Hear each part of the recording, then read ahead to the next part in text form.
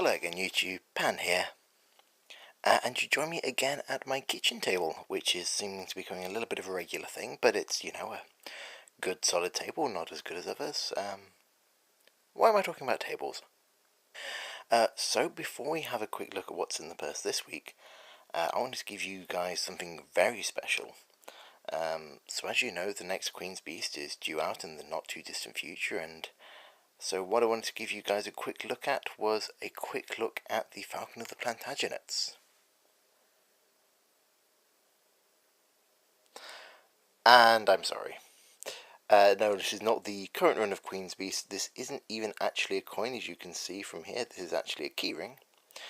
But there was a series of coins, or at least silver and cupro nickel medallions, made based around the Queen's Beast series back in the 1980s. And why am I bothering to show you this? Well, aside from demonstrating that, the Falcon of the Plantagenets is definitely a thing, and that this isn't the first time the Queen's Beasts have been commemorated in round or coin form. It's also to really try and bring home quite how good the current designs are. So, the Queen Beasts, for anybody who hasn't heard yet, were a series of statues carved out of wood and painted that were, formed part of the Queen's coronation back in the 60s. And this image you see on this one of this slightly stylistic, quite pudgy falcon kind of clinging to a shield, that is more or less taken from a photograph of the statue. So this is very much what the statues look like. And so if you were to, kind of think what would be, sort of the most bog standard version one could do of the Queen's Beast, I think you could do, frankly, not much worse than basically just taking a photo of the thing, tracing it out, and putting it on a coin. So when I haven't seen the new Queen's Beast design yet, when I do, I am very confident that the Falcon of the Plantagenets is going to look an awful lot better than this. So this was, I suspect, obtained from Windsor Castle. Going from the weight and the lack of ding and its magnetic properties, I'm fairly sure that this is cupro nickel rather than one of the silver ones, but still, it's an interesting example of how far we've come, and again, quite how good the Queen's Beast series is in terms of its designs. But enough about that. What's in the purse this week?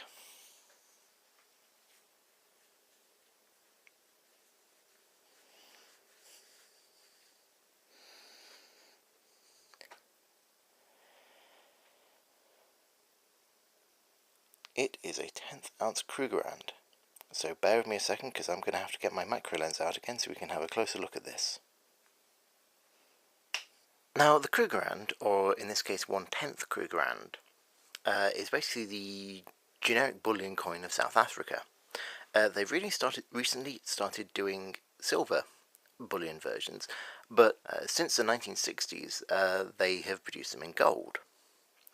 And South Africa is obviously one of the largest gold producing countries in the world. It's famed both for its gold mines and also for the epic amounts of illegal gold mining that goes on as well. But simply, a lot of the mines are so big that you can have entire illegal work crews working down there that nobody even knows about.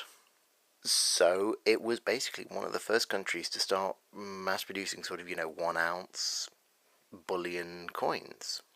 And so this means that for a good long while, South Africa was basically responsible for most gold bullion coins in the world. And it was only really in the 1980s that other countries, like the UK and America and other places started producing sort of, their kind of, their 1 ounce, Britannias and American Eagles and so forth. So for a long while, South Africa had really kind of cornered the market in terms of gold coins. However, what made this particularly interesting is that also, for quite a bit of that period, those coins were also illegal to import into a lot of Western countries, because South Africa was an apartheid state.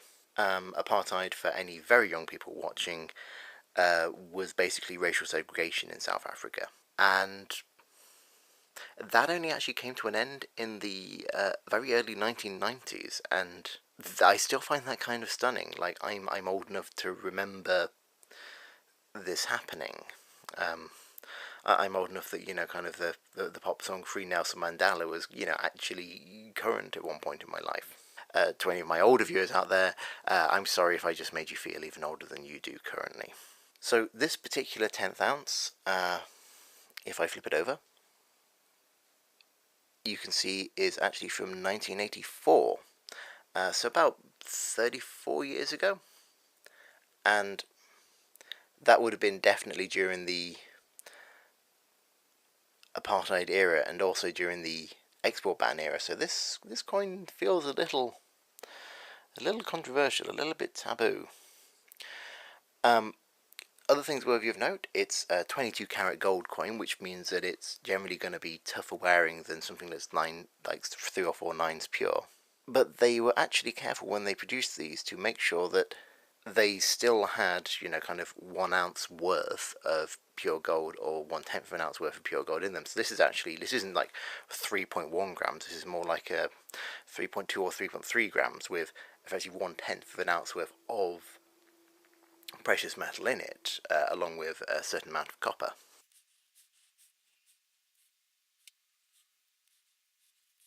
Times like with this, I wish I had a better camera, because with these small coins in particular, it's hard to get them kind of looking as nice as they do when they sit in the hand. So I can see on the screen this one's coming across quite silvery. Actually, it's sort of a much warmer, richer, more kind of an orangey colour, which you tend to get with the 22 karat stuff, and it feels quite nice.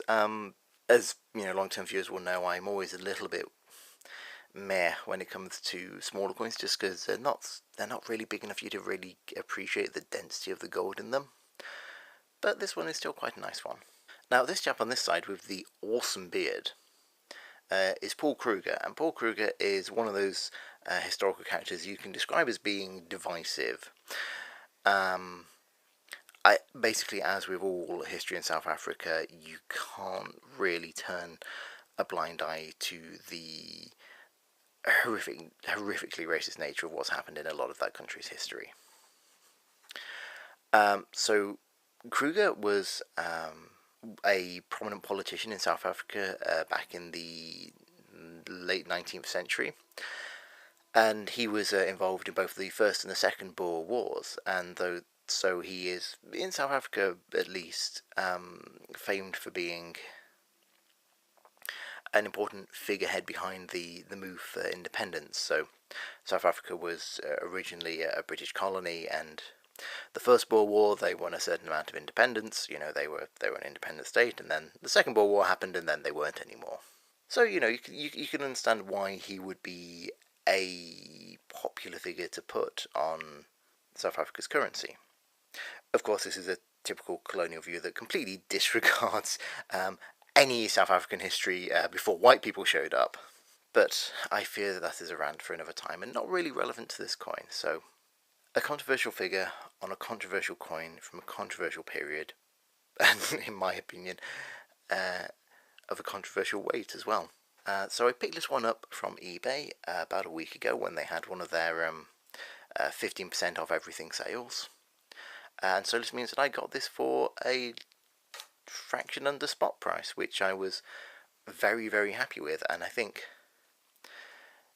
given that I haven't got any other Krugerrands in my collection, I was very, very happy to pick this up, and at that price it's hard to say no. And I thought it would be an interesting thing to, have at least one example of. So there we are, Krugerrands. At one point, one of the most popular but also controversial gold coins in the world. Do you like them? Do you find them boring? Are they interesting? How do you feel about 22 karat gold? Let me know your thoughts in the comments below. Bye for now.